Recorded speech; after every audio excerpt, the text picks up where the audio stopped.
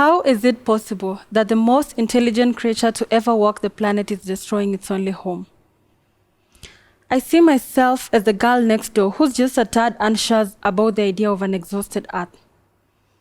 An exhausted mother with a little me means big task ahead. But I also see dangerous possibilities that blind my focus from her beauty and strength. Earth, which is a home to all of us, is supposed to be beautiful, but our actions have made it ugly. A mother having 10 children, with 9 of them mistreat her, can be compared to the number of the people responsible for the planet's destruction versus the few people struggling to protect it. Chebet and Kibet from the same mother are expected to live happily. But human beings are killing and poaching their brothers and sisters from the same mother, Mother Earth. Millions of species are at a risk of extinction, and experts suggest that we are in the middle of the 6-month extinction caused by human activities. Scientists are also warning that by 2030 we'll have the worst impacts of climate change, and that means we only have 9 years to act right so that we can prevent the worst impacts of climate change. And for me, conservation is not about the next generation. It is about my generation first, and then the next generation. Because in 2030, I'll be 30 years old. 3 years ago, I decided to dedicate all my birthdays to growing back the trees that my community had lost. This is when I turned 18. I also decided to educate them on the importance of conservation, and so far, with the help of my team, we've been able to plant 3,000 trees plus. In my community, a lot of people are still using firewood because they do not understand that we have alternative sources of fuel. And the few people who understand this look at these alternative sources of fuel as expensive. And this is leading to mass deforestation. I'm scared because the jungle I played in as a child is quickly disappearing. I'm afraid my children may have to walk miles and miles and miles before finding a single tree. I remember swimming in the Great Mara River, and every time we had too much rains, we could not even cross the river. Today, as we speak, the river is turning seasonal. People are crossing the river without necessarily having to use the bridge. This is because Mau Forest, which is the source, is in danger. Forests are the lungs of the earth. And destroying these forests is like when you have lung problems and it affects your entire body. I'm passionate about environment conservation, especially the advocacy part and the tree growing part. I do not have any educational background on the same, and that does not make me environmentally unconscious at all, because I believe that the only qualification you need for you to conserve the environment is the fact that you live on this planet. I remember in high school, we used to plant trees and participate in a lot of community projects. And at that time, I did not understand what planting trees was. I was planting trees because Anita is a scout, and scouts are planting trees. And I did not come here to lie to you that I started planting trees at the age of 3 or at the age of 4, I knew what climate change meant. After my high school, I had too much time before joining university, and at this moment I realized I wanted to discover my purpose as early as 17. I joined a lot of mentorship programs, and after being mentored, I realized I just wanted to be a social change catalyst in the society, social change activist. But then I came across the Sustainable Development Goals. At this point, I came across Zero Hunger and No to Poverty, and I was confused. So which one am I going for? But then again, as I continued reading about the Sustainable Development Goals, I came across SDG 13, which is climate action. And at this point, I learned about global warming, climate crisis, climate emergency, climate action. And as Wangari Maathai puts it, we tend to put the environment last because we think we need to eradicate poverty first. But what we are forgetting is we are not eradicating poverty in vacuum. We are doing it in an environment. So this is when I realized this is the path I was going to take, environment conservation. But then again, looking at these giants, climate crisis, climate change. I realized I was not going to do it alone. And the secret is leaving no one behind. So I decided to come up with a movement of young people who are interested in the same, just like me, did not have any educational background on the same. These were the people from my social media platforms who could tell me, "Hi, Anita, I see you planting trees. Can I join you?" And still at that time, they just wanted to plant trees with me, but did not understand why they were planting trees. And so I brought them together and educated them on why the environment first, why the young people, and why now. This is war. The earth is under attack and has been struggling to put up a good fight. But the bad guys are getting smarter.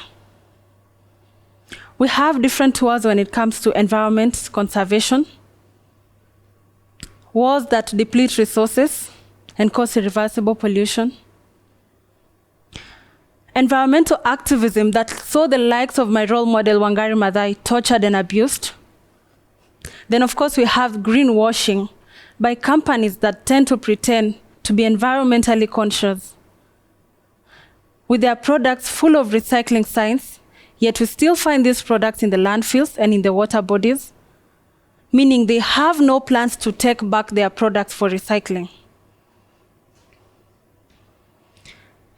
Imagine yourself putting on a mask, and this time not because of COVID-19 or other related diseases. Air pollution. Air pollution kills a lot of people worldwide.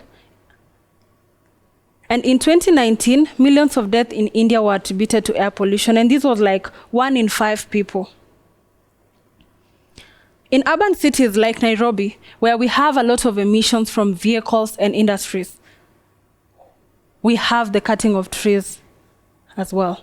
And these trees are being cut to pave way for roads they call development. The same trees are cut to pave way for lifeless billboards. People have started to experience this, and people have started feeling that the air gets worse every other day. The people that contribute less to climate change are affected the more. African countries have started experiencing this, evident through floods, droughts, change in weather patterns and rainfall distribution, and all this is a threat to human health, food security, there is no water, social and economic development. When we talk about change in weather patterns, this means the farmer is affected. Farmers no longer know what to farm next after harvest. And when the farmer is affected, it means the food production is affected. When food production is affected, the food consumer is affected. Who's the food consumer? We are not spared either. Few months ago, the lakes in the Rift Valley started rising. Lake Bogoria and Lake Baringo, which are 1.25 miles apart, are about to meet. These lakes are salty water lake and freshwater lake respectively. That means there will be a lot of contamination and aquatic life is going to be affected. A lot of people are displaced. There has been destruction of hospitals, schools, churches, homes. And the people affected directly are now starting to be scared. They do not know what will happen to them next. In the case of droughts, we've seen wild animals such as elephants and lions leaving their places in search of water. And this is causing human-wildlife conflict. What annoys me the most is the fact that these people living around conservancies and national parks are the same people who play a very big role in conservation, yet they are the first people to feel the effects of climate change. Africa emits less greenhouse gases. But we are the same people with inadequate resources and capacity to build resilience as we deal with this monster. While we have a lot of conferences talking about how Africa is affected, just like we have a lot of conferences full of old people speaking about how we young people are affected. Then we have the seemingly unseen war from few people who are trying to change this, few people who are trying to make the environment cleaner and greener, be it an unknown student somewhere trying to change their lifestyle, or somebody from a high policy changing position. We all can do something to tip the scales. 5 years ago, world leaders signed an agreement which was meant to keep the temperatures well below 1.5 degrees. They agreed to hold the temperature increase well below 2 degrees Celsius. Right now we are at 1.2 degrees Celsius, which is too much. The planet is getting hotter and hotter every day. Too much for me. It's too much for Africa, and for sure too much for the world. In the words of Desmond Tutu 25 years ago, people could be excused from not knowing much and doing much about climate change. But today, we have no excuse. We need action now. Kusema na kutenda. We need to start applying the 3 R's: reuse, reduce, and recycle. And I'm even thinking we need to start refusing environmentally unfriendly products and services with alternatives. I still insist, we, as your children, are starting to feel your betrayal. Our mistakes as your children are your responsibilities as our parents. The prosperity of the future generation depends on your action. What if the people in charge of environmental policies were really interested in environment and its protection? I'm sure we could have entrusted them to work on the policies to make the planet better. What if every lawmaker were educated about the environment and why we need to protect it? They will make laws that enable human beings to live happily as we protect the environment today and tomorrow. And what if every world leader acknowledged that we are in the middle of a crisis and treat this as a crisis it is?